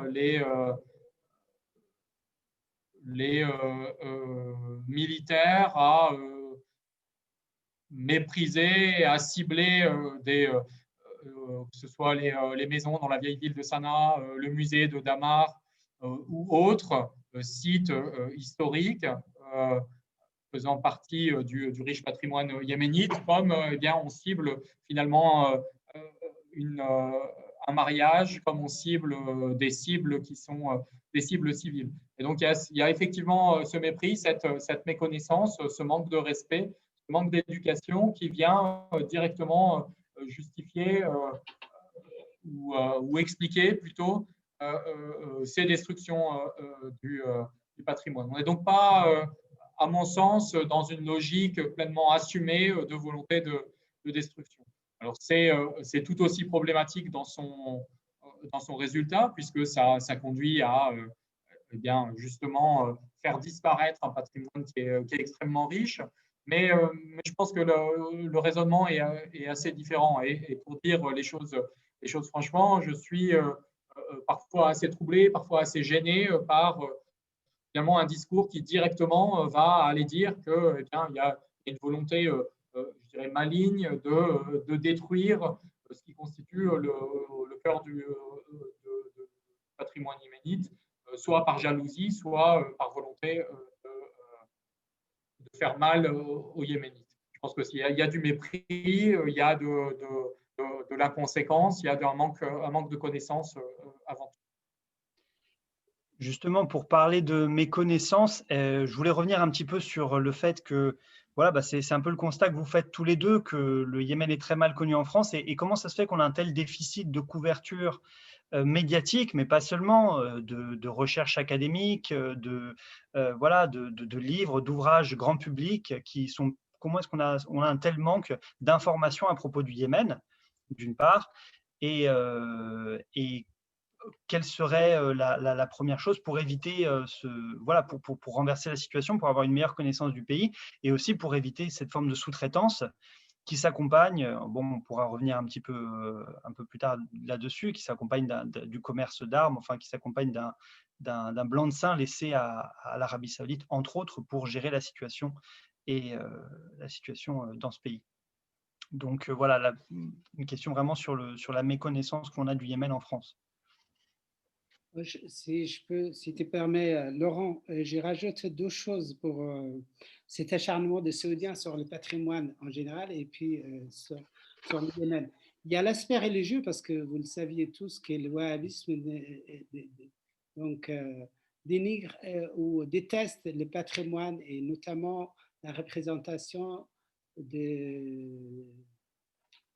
dans la forme artistique, que ce soit des statues, que ce soit des offices, mais aussi de mosquées ou de mausolées qui appartiennent à d'autres, parce qu'ils en ont commencé au début du 19e siècle, quand ils ont envahi les Hadramaut, ils ont tout rasé. Hein. Et puis récemment, ils ont bombardé, mais aussi les mouvements djihadistes qui sont inspirés par le wahhabisme ont détruit beaucoup de mausolées à Taez, mais aussi à Hodeïda, et puis aussi dans la Hadramaut. Et puis, il y a l'autre aspect, il faut savoir que c'est des pays jeunes, hein, que ce soit l'Arabie Saoudite ou les Émirats. L'Arabie Saoudite a été créée officiellement en 1922, donc avec la proclamation du roi Abdelaziz Ben Saoud comme roi de l'Arabie Saoudite, et quand il a gagné la guerre contre le roi de Hijaz. Le Hijaz, c'est qui se trouvait à la Mecque et Médine. Quant à l'aspect méconnaissance du Yémen, d'abord, historiquement, le Yémen, comme disait Laurent, était, et notamment le nord, était donc indépendant, pas colonisé. Donc, il y avait une présence ottomane. Et puis, au sud, c'était les Anglais qui se retrouvaient donc à Aden jusqu'à Hadramaut. Et donc, il y a eu très peu de fouilles. Je me souviens de mon ami Raymond Audouin qui me disait le Yémen n'a pas eu de chance comme l'Égypte. Mais s'il a de la chance, on imagine si on faisait la même fouille qu'en Égypte, mais le monde va être émerveillé. Il faut savoir que toute la civilisation yéménite est enfouie et jusqu'à aujourd'hui, il y a eu très très peu de fouilles. Il y a eu donc des Américains qui ont fouillé en 1955 avec Wendell Phillips, qui a découvert donc les tombes ce qu'on appelle les tombes de Mareb ou les tombes d'Al-Maga. Et puis après, Raymond Audouin qui a découvert un temple à Saouda. Et puis à droite et à gauche, Marrakech, qui est la mission italienne qui ont fouillé. Il y a Jean-François Breton qui a aussi fait des fouilles à Chabois, mais ça reste incontinuel parce que il faut savoir que cette région, comme je disais, était à la frontière avec l'Arabie saoudite. Les Saoudiens ne voyaient pas du tout de bon oeil donc la présence des fouilles, des kipes de fouilles archéologiques. Et puis aussi, comme le tribut était à la solde de l'Arabie saoudite, il faut savoir que ça a toujours été instable. Et puis il y a aussi à la fin des kidnappings. Souvenez-vous que dans les années 90, après l'unification, ça a duré jusqu'au printemps arabe. On enlevait les touristes ou même des savants ou des archéologues pour faire pression donc sur la découverte des patrimoines yéménites. Mais et si on revient aussi à cet aspect de ne pas communiquer, je ne sais pas, j'ai participé une fois à une émission avec Georges Malbruno et la question était pourquoi ce silence. J'ai rajouté à l'époque et j'ai rajouté toujours, c'est la diabolisation du Yémen. Il faut savoir que le Yémen, jusqu'à 82, toute la politique extérieure passe 82, toute la politique extérieure, notamment le Yémen du Nord, passait par l'Arabie saoudite. À tel point que quand le Yémen voulait acheter d'armement, il fallait passer par l'Arabie saoudite. L'éducation était payée par l'Arabie saoudite. Donc il y a une mainmise sur le Yémen avec l'accord des Anglais qui ont aidé le roi d'Arabie à envahir le Yémen et qui a pris 2 provinces qui sont colonisées jusqu'à aujourd'hui. Et donc, malheureusement, ils ont été reconnus comme terrain saoudien en 2000 avec l'accord des frontières, mais il y a beaucoup de Yéménites qui n'ont toujours pas admis ça. Donc, et comme le Yémen est un pays qui n'a pas beaucoup de pouvoir d'achat, et comme l'Arabie saoudite donc achète beaucoup d'armements, mais aussi d'autres choses avec les pays qui sont le plus fort, comme le Royaume-Uni, la France, et puis aussi, et notamment, surtout les États-Unis. Donc, voilà, on évite de parler du Yémen, on ne s'intéresse pas au Yémen, et voilà, je ne sais pas si Laurent peut rajouter autre chose. Oui, Laurent, à propos de cette diabolisation du Yémen, vous en parlez. On a même posté un article de Middle Eastern Eyes, une interview où vous parliez de l'échec de la lutte antiterroriste, du Yémen comme symbole de l'échec de la lutte antiterrorisme. Est-ce qu'on peut revenir un petit peu là-dessus? Oui, c'est aussi quand je parlais de l'échec de la transition de 2011, je pense que parallèlement, il y a eu l'échec de la phase qui a succédé au 11 septembre 2001. C'est-à-dire que l'appréhension du Yémen a été majoritairement celle induite par la lutte antiterroriste. Et il y a eu cette obsession qui a conduit la communauté internationale à se détourner d'un certain nombre d'enjeux proprement yéménites et particulièrement la question de l'émergence du mouvement houthiste, parallèlement aussi à la question sudiste. qui a détourné en fait de ces enjeux-là importants pour être obsédé par la lutte antiterroriste, alors que la lutte antiterroriste et Al-Qaïda, sans aller jusqu'à dire que c'était des épiphénomènes, mais c'était absolument pas central en fait dans les reconfigurations propres au Yémen. Alors l'État yéménite jouait de cette obsession-là. Et c'est ce qui, sans doute, a conduit aussi à sa perte. Moi, je voulais juste revenir un petit peu sur le premier élément de votre question, sur le désintérêt, sur le peu de publications. Je pense que il y a un côté un petit peu trompe-l'œil. En fait, il y a beaucoup de choses qui ont été faites. Alors peut-être qu'il y a un certain repli depuis quelques années, évidemment. Mais Saadek a parlé tout à l'heure du CEFAS, qui est l'institution à laquelle j'appartiens, le Centre français d'archéologie et de sciences sociales de Sanaa, qui donc avant était basé au Yémen, qui maintenant est basé au Koweït, mais qui a produit, je dirais, toute une école de chercheurs qui sont attachés au Yémen et qui ont aussi beaucoup travaillé. Et après, il y a les Britanniques, il y a les Yéménites eux-mêmes qui, je dirais, à la faveur du contexte actuel, eh bien, sont devenus de plus en plus actifs et produisent de nombreuses choses, notamment autour d'un institut qui s'appelle le Sanaa Center for Strategic Studies, qui mobilise beaucoup de chercheurs, beaucoup de jeunes, et qui eh bien, permettent aussi de savoir ce qui se passe aujourd'hui au Yémen. Et donc, je dirais, quand on veut savoir, on peut le faire. Et c'est important de valoriser aussi eh bien, les savoirs qui sont produits par les Yéménites eux-mêmes. Ça a parfois été négligé ces derniers temps. Je pense particulièrement aussi au rôle peut-être que jouent les médias.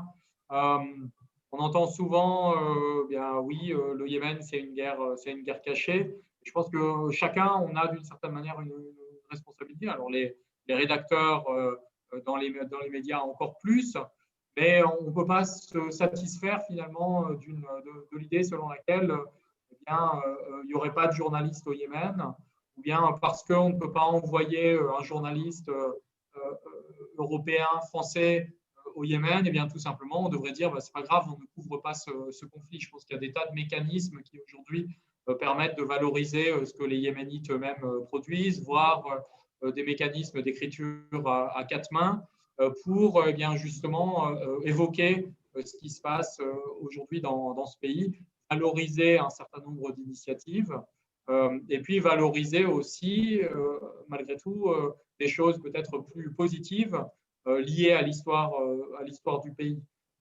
Et tout ça pour dire que voilà, quand il y a une volonté réelle de s'intéresser aux choses, aujourd'hui, il y a tout un tas d'instruments qui existent. Et je pense que l'instrument qu'on utilise ce soir de visio, que ce soit Zoom ou autre, eh bien, permet malgré tout d'abolir un certain nombre de frontières. Et j'en suis la preuve, puisque je suis à 6000 km de vous et on a l'impression que je suis dans la salle à côté. Et ça, c'est extrêmement important aussi pour tisser des liens. Je voudrais juste signaler que la semaine prochaine, le 19, eh bien, je co-organise un séminaire avec un chercheur qui, lui, sera à Sanaa et qui a travaillé sur les discours religieux face à la pandémie de Covid. Donc, il y a plein de choses comme ça qu'on doit utiliser, valoriser pour bien, se saisir pleinement des enjeux qui sont ceux du Yémen.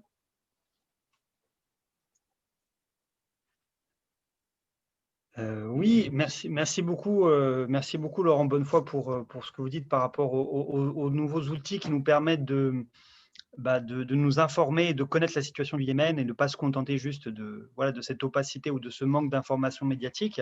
Sadek Alsar, est-ce que vous pouvez… pardon, je fais juste une parenthèse. Si ceux qui nous écoutent ou les participants au séminaire ont des questions, qu'ils n'hésitent pas à les poser soit dans les commentaires de la page Facebook, de l'événement Facebook, soit sinon dans le chat de notre réunion Zoom. Oui, et Sadek Alsar, j'aurais bien aimé peut-être revenir sur les initiatives de Salam for Yémen, et notamment une journée au Yémen que vous avez mis en place ces dernières années, parce que ça va dans ce sens-là, si j'ai bien compris, même si la dernière édition était en ligne, mais donc normalement, elle devrait encore être accessible, justement. Oui, en effet, parce que comme je disais tout à l'heure, on parle négativement du Yémen depuis un moment, et notamment on parle que de la guerre. Et puis avec une certaine paresse, comme il dit Laurent, c'est vrai que moi j'en veux beaucoup aux grands quotidiens puis aussi aux grandes chaînes qui n'envoient plus des correspondants. Ils en ont envoyé en Irak des centaines, et ils envoient toujours en Syrie. Le Yémen, non. Bon, ça s'explique par deux choses. Bon, vous allez me dire toujours, vous êtes obsédé, mais c'est la réalité. C'est qu'on vend beaucoup d'armes, hein, et donc la France vend beaucoup aussi. Et donc, on évite de parler. Et puis, il y a aussi l'Arabie Saoudite, ils sont malins. Ils ont signé avec les 4 plus grandes PR en France, et notamment Publicis, Havas et Force 4, ou je ne sais plus les deux autres. Donc, ça représente, pour vous donner une idée, avec seulement Publicis, c'est à hauteur de 990 millions d'euros par an pour dorer l'image de l'Arabie Saoudite. Et ça, vous pouvez les trouver donc sur Internet si vous tapez Publicis. Ça a fait un scandale quand Elisabeth Badinter commence à taper sur le voile et les femmes musulmanes. Et puis, on a découvert que c'est elle qui détient ou qui est majoritaire dans Publicis. Donc, on l'a traité des pyromanes, comme Valls d'ailleurs. Donc, non, Salam for Yémen, donc on essaye de communiquer et puis de montrer que le Yémen n'est pas un terre de guerre, mais aussi un terre d'un patrimoine millénaire, comme je disais, riche et varié. Et donc, dans les journées de Salam for Yémen, c'est presque un festival de matin au soir où on présente la musique yéménite, l'art et yéménite, l'architecture. On présente les jeunes. Cette année, on a payé, non, cette année, on est déjà 2021, mais au mois de septembre, pardon, on a failli présenter 30 jeunes artistes. Il y a des talents incroyables au Yémen, notamment la jeunesse qui commence à toucher beaucoup l'art moderne, l'art visuel, le cinéma. Il y a un dynamisme incroyable. Donc, on a essayé donc de montrer ça. Et puis aussi l'art culinaire. Il y a des chercheurs, que ce soit dans le domaine politique, artistique, mais aussi des humanitaires. Et tout au long de la journée, on en profite pour montrer l'architecture yéménite, la musique, comme je disais, mais aussi faire découvrir la poésie, l'écriture, le voyage. Donc, c'est vraiment riche et varié pour dire que le Yémen mérite autre chose que la guerre et cet acharnement sur son histoire et son présent. Voilà. Merci beaucoup, Sadek Alsar. On commence à avoir quelques questions. Je commence par celle de notre groupe Zoom.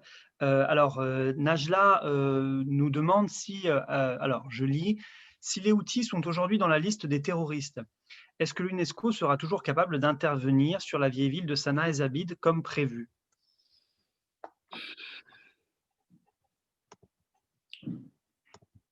Ça paraît compliqué. Si je peux répondre après, peut-être que Laurent il pourrait compléter ou il a une autre. Pourquoi je me précipite pour répondre? Parce qu'on a abordé ça avec mes amis des ONG il y a déjà 2 mois. Les ONG ont énorme difficulté de travail déjà sur le terrain à cause de l'embargo, mais aussi des difficultés que les Houthis donc, ne facilitent pas la tâche sur le terrain à ces ONG. Donc, vous imaginez aujourd'hui les ONG, comment ils vont travailler, comment ils vont transférer de l'argent, comment ils vont envoyer des matériaux, comment ils vont traiter avec. Donc, ça va rajouter encore un énorme problème déjà qui existe sur le terrain. Il faut savoir que les denrées rares qui arrivent au Yémen sont maintenant très très chères. Le prix ont multiplié par 5 voire 10 parce que le bateau qui arrive au Yémen n'accoste plus facilement parce que à cause de la résolution 2216 que l'Arabie Saoudite et les Émirats Arabes Unis ont interprété, parce que dans la résolution, il y a un embargo sur l'armement qui arrive au Yémen. Donc, on a interprété ça comme fermeture, comme empêcher les bateaux de fioul, mais aussi des médicaments, et aussi de la nourriture qui arrive donc avec des tas et tas de difficultés, et notamment pour vous donner un exemple, s'il y a un bateau qui va arriver à Hodeïda, il faut qu'il passe d'abord à Djibouti pour fouiller, pour savoir s'il n'y a pas d'armes cachées. Et puis après, on le laisse attendre 1 mois, 2, voire 6 mois. Donc vous imaginez les frais des fuels, les frais d'assurance et les frais rajoutés sur le prix, toujours que les gens payent. Donc, je pense que ça va encore aggraver la situation humanitaire au Yémen.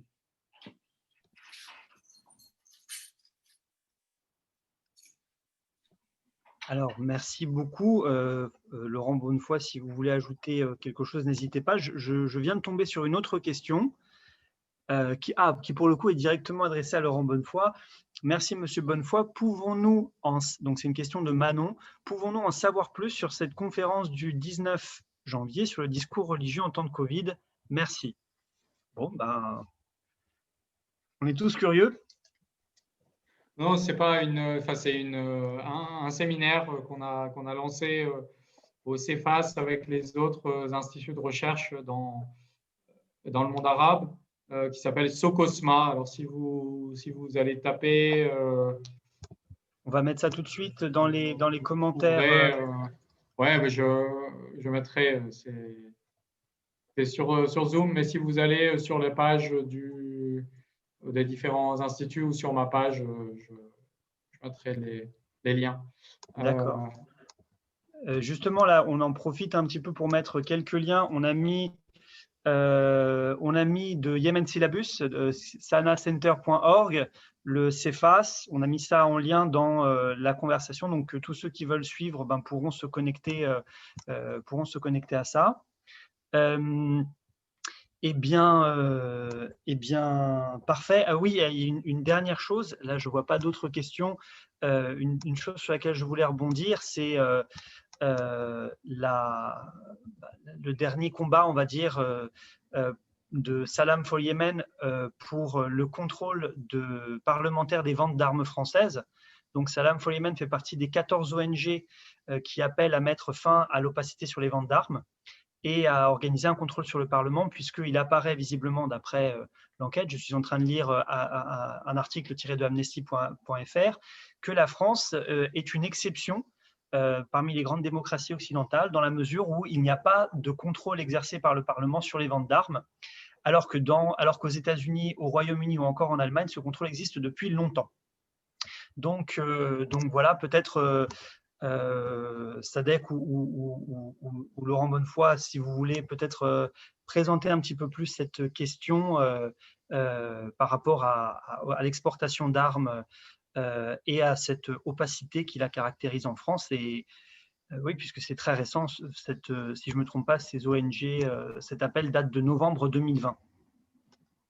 Oui, alors la question des contrats d'armement a émergé comme un levier important pour parler du Yémen dans le contexte français. C'est le cas aussi aux États-Unis et puis en Grande-Bretagne, avec finalement des échelles qui sont sans doute assez différentes, hein. Il est entendu que l'essentiel des armes qui est utilisé par la coalition provient des États-Unis et puis de, du Royaume-Uni. Donc sur le plan directement stratégique, sur le plan, je dirais, du respect des droits et des vies au Yémen, le rôle de la France apparaît, quoi qu'il en soit, assez marginal. Mais ça ne constitue pas une excuse. Et je dirais, dès lors qu'il y aurait une arme française qui est utilisée et les autorités françaises, dans un rapport secret qui avait été révélé il y a à peu près 2 ans par un groupe de journalistes qui s'appelait Disclose, donc dans ce document, accepté de considérer qu'il y avait un certain nombre de victimes civiles et que ça justifiait finalement d'être inquiet d'éventuelles poursuites. Mais je dirais, en tant que citoyen français, quand bien même il y aurait ce rôle, somme toute, assez marginal, eh bien, le manque d'informations, le manque de débat aussi sur ces contrats pose un certain nombre de problèmes politiques. Ça constitue bien une forme d'anomalie de considérer que, alors même qu'il est évident qu'il y a un certain nombre de règles élémentaires du droit de la guerre qui sont bafouées par la coalition, eh bien, l'exécutif est finalement seul en première ligne et seul capable de prendre des décisions. C'est pourquoi eh bien, il y a toutes ces mobilisations, mais elles restent somme toute assez périphériques en France, il faut le reconnaître. Et contrairement aux États-Unis, contrairement aussi à la Grande-Bretagne où il y a un certain nombre de décisions qui ont montré bien que les choses pouvaient changer. À cet égard, l'émergence d'une nouvelle majorité au Sénat aux États-Unis pourrait directement changer la donne et mettre directement la pression sur Biden pour mettre fin au contrat. Alors que ce n'est pas le cas en France où, certes, il y a un certain nombre de députés qui sont, je ne sais pas si on doit dire frondeurs, mais un peu plus disposés à poser un certain nombre de questions, mais la majorité continue à soutenir finalement une option qui est effectivement une anomalie démocratique.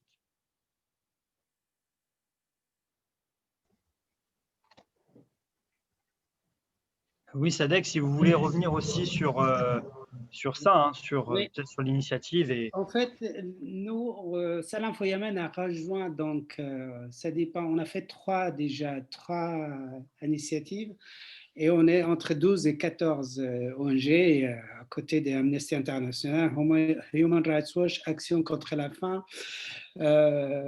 Fédération internationale des droits de l'homme et d'autres comme Moatana au Yémen. Et puis la Ligue des droits de l'homme en Égypte et puis Médecins du Monde. Il ne faut pas que j'oublie tout le monde. Je ne peux pas citer tout le monde, tous, parce que sinon je vais faire un oubli. Mais bon, bref, et donc l'initiative, c'est la France reste quand même la seule démocratie où le Parlement n'a aucun droit de regard même sur l'exportation d'armement. Et nous, par souci donc de transparence, on appuie les démarches de certains députés qui veulent donc un droit de contrôle sur l'exportation d'armement, surtout que la France est signataire des traités de vente d'armes et puis aussi signataire fondateur même de la Commission européenne. et que cette commission qui a voté à multiples reprises contre l'exportation d'armement à ces deux pays-là, qui sont l'Arabie Saoudite et les Émirats Arabes Unis. Et donc, la France se retrouve malheureusement troisième fournisseur d'armement à l'Arabie Saoudite. Pas seulement, mais aussi un appui logistique et comme Laurent l'a mentionné, Disclose, qui est un site d'investigation, a révélé que même des bateaux français qui ont été vendus à l'Arabie Saoudite participent à l'embargo. Donc, vous voyez, c'est des canons César qui se trouvent à la frontière et qui bombardent des villages yéménites. Je ne parle pas des Rafales et d'autres, parce que ça, on n'a pas d'informations tangibles, parce que tant qu'on n'a pas trouvé des éléments concrets, on ne peut pas en parler. Mais bon, bref, on sait que la France participe dans cette guerre et puis aussi l'embargo. L'initiative a été donc présentée suite aux commissions qui a été nommée par le Parlement en 2018. Il y a eu un rapport qui a été présenté par deux députés qui a été accepté et publié. Donc maintenant, nous, ce qu'on essaye avec nos collègues dans les ONG, que ces rapports ne restent pas dans le terroir. Il faut vraiment qu'il y a un débat en France, parce qu'il y a eu des débats aux États-Unis, et pour la première fois dans l'histoire des États-Unis, les deux chambres, même avec une majorité républicaine, les deux chambres ont voté pour l'interdiction d'exportation d'armement à l'Arabie Saoudite, aux Émirats Arabes Unis, à cause des crimes de guerre qui ont été commis au Yémen. Donc, malheureusement, ça n'a pas été accepté parce que Trump, on sait sa politique vis-à-vis de l'Arabie Saoudite, qui a donné carte blanche à ces deux pays-là, qui sont l'Arabie Saoudite, aux Émirats Arabes Unis et au Yémen, et notamment dans leur guerre contre le peuple yéménite. Puis d'autres questions comme Khashoggi et d'autres, et les droits de l'homme. Mais donc, l'Allemagne a voté aussi, le Parlement a voté et donc ils ont respecté. Ce n'est pas 100% respecté parce que l'Allemagne, quand même, a une usine en Italie et puis une autre usine en Afrique du Sud. Donc, ils exportent par là. Bon, c'est un peu hypocrite. Mais bref, ça a quand même été respecté et ça a enquiquinné certains pays qui collaboraient avec l'Allemagne pour la fabrication de certains armements. Donc, ils ne pouvaient plus fournir l'Arabie Saoudite à cause de cette collaboration. Le Parlement belge a voté, donc les Belges n'exportaient plus, les Danois, les Pays-Bas, etc. Et donc, la France, pays de droits de l'homme, pays signataire, comme je dis, et puis même instigateur des lois, pas des lois, des résolutions internationales, la résolution je ne me rappelle plus de nom exact, de numéro exact, mais bref, c'était voté au mois de septembre 2018 qui cite ou qui veulent l'interdiction totale d'exportation d'armement à des pays en guerre. Donc, voilà. Donc, nous, on continue le combat parce qu'on a appris, toujours par Disclose, que le gouvernement va essayer d'enterrer cet rapport. Et nous avons donc rendez-vous ces jours-ci avec nos amis pour savoir quelle démarche à faire, parce qu'on ne va pas se laisser faire. On va essayer de faire des démarches, soit par conférence de presse, soit par de bruit, mais c'est toujours pacifique et paisible. Très bien. Bon, il est 19h53, le temps est passé très vite, mais voilà, notre séance du séminaire touche à sa fin. Je voulais déjà remercier Sadek Alsar pour sa disponibilité, Laurent Bonnefoy qui, il est bon de le rappeler quand même, nous parle depuis de très loin, puisqu'il est en connexion de Oman. Et donc voilà, merci pour votre disponibilité, merci pour avoir pris le temps de nous guider sur ces sujets. On a parlé à la fois des questions patrimoniales et on a découvert un petit peu une partie infime de la richesse culturelle et patrimoniale du Yémen, et en même temps on a abordé ce qui était notre objectif, la situation du pays aujourd'hui. Voilà, tous ceux qui veulent s'informer davantage pourront le faire, puisque comme vous disiez, Sadek, vous nous envoyez des liens bibliographiques qu'on mettra ensuite sur la page du séminaire. Et puis cette rencontre est enregistrée. Je tenais personnellement à remercier Abdou qui m'a mis en contact qui m'a donné votre contact à tous les deux. Donc, sans Abdou, cette rencontre n'aurait pas été possible. Donc, je tenais vraiment à le remercier très chaleureusement pour ça. Et je sais qu'il est en train de nous suivre sur Facebook. Donc, merci Abdou, vraiment, pour avoir rendu possible cette rencontre. Et aussi, on voulait saluer les membres yéménites du PEI et puis les yéménites qui vivent en France. Donc, puisque c'est aussi à travers les amitiés qui sont créées au fil de ces dernières années, à travers les repas, toutes les initiatives qu'on a pu faire, que ce genre de projet est devenu possible. Donc, voilà, merci à tous, merci à ceux qui nous ont suivis. Et puis, nous nous voyons la semaine prochaine pour une rencontre avec Caroline Isambert, qui dialoguera avec Elma Steinman, présidente du PEI, sur la question suivante: soigner les étrangers, l'État et les politiques de santé pour les étrangers en France. Donc voilà notre programme pour la semaine prochaine, et ensuite on vous tiendra informé de la suite du séminaire. Voilà, merci Laurent Bonnefoy et Sadek Alsar. Merci à vous. Merci aussi à Abdou Chouman, grâce à qui on est là. Oui, espérons d'avoir l'occasion de nous rencontrer, même si il va falloir peut-être patienter. On espère voir Laurent qui va nous apporter du soleil et de chaleur. Et ça, oui, on en a bien besoin en ce moment. On en a bien besoin. On a besoin, oui. Merci à tous.